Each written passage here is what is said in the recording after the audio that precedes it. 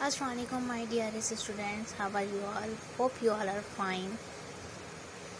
Beta, now started your second chapter. The chapter number name is Programming in Basic. Basic is a programming language used best for building beginners concept regarding programming. Basic एक programming language है जो कि बिल्कुल beginners के लिए बनाई गई है, मतलब जो लोग स्टार्ट से प्रोग्रामिंग स्टार्ट करते हैं उनके लिए जो है बेसिक लैंग्वेज बनाई गई है. Till now we have seen variables being used as number और स्ट्रिंग्स आल्सो. इसके अंदर हम क्या क्या चीज़ें यूज़ करते हैं, वेरिएबल्स को यूज़ करते हैं जिसके अंदर क्या होते हैं, नंबर्स होते हैं और स्ट्रिंग्स भी होते हैं. We will here see other kind of data that variables can store. We will also write some program for some problems and see how far we have learned. हम इसके अंदर डिफरेंट टाइप्स के programmes को लिख सकते हैं और उनको रन कर सकते हैं और अलग अलग तरह की इसमें हम प्रोग्रामिंग कर सकते हैं, लेकिन बेसिक बिल्कुल बिगनर्स के लिए होती है जो हम स्टार्ट से पढ़ना शुरू करते हैं कंप्यूटर लैंग्वेज.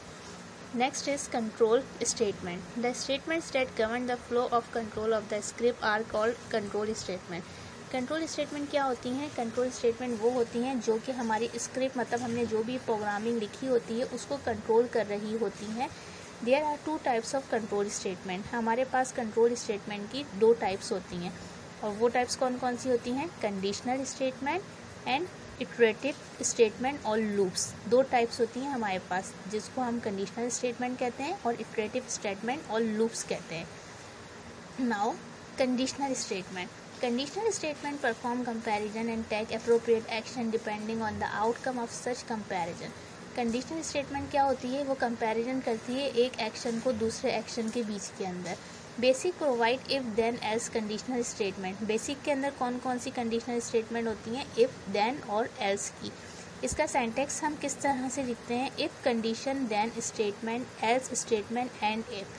मतलब अगर हमें कोई चीज़ लिखनी है कि जैसे इफ़ अगर ये चीज़ बराबर होगी तो देन, उसके बाद हमारा आंसर ये आएगा. एल्स अगर ये नहीं हुआ तो स्टेटमेंट हमारी ये आएगी और लास्ट में इफ़ लगा के हम उस स्टेटमेंट को बंद कर देते हैं. इटरेटिव स्टेटमेंट और लूप्स. इटरेटिव स्टेटमेंट्स और loops are used to repeat an action again and again for a desired number of times. Iterative statement और लूप्स का मतलब क्या है कि वो एक ही एक्शन को अगेन एंड अगेन रिपीट करता रहेगा. जितनी बार भी हमने उसको टाइम दिया होगा उसके ऊपर हमने टाइम ड्यूरेशन लगाई होगी कि जिस वक्त भी हमें करना है, जितने टाइम भी उसको करना है. Sum of the looping construct in basic R. हमारे पास जो लूपिंग कंस्ट्रक्ट हैं बेसिक के अंदर वो कौन कौन से होते हैं? वो फोर से लेके नेक्स्ट तक के होते हैं और वाइल से लेके वेन तक के होते हैं. Next one is arrays. An array is a type of variable that groups a series of values and places them in a single variable. किसी भी एक वेरिएबल के अंदर एरे की डिफरेंट टाइप्स होती हैं और एरे क्या होते हैं? वो वेरिएबल की टाइप्स होती हैं और ग्रुप्स होते हैं वैल्यूज़ के जो कि आके हमारे पास एक सिंगल वेरिएबल बनता है. Array are useful when you need to store a set of similar data because they make it easier to manipulate the data together. Array declared using the keyword dim. Array को हम declare करते हैं किससे? dim से. Now your chapter is ending, so read your chapter properly. So stay home, stay safe, take care. Thank you.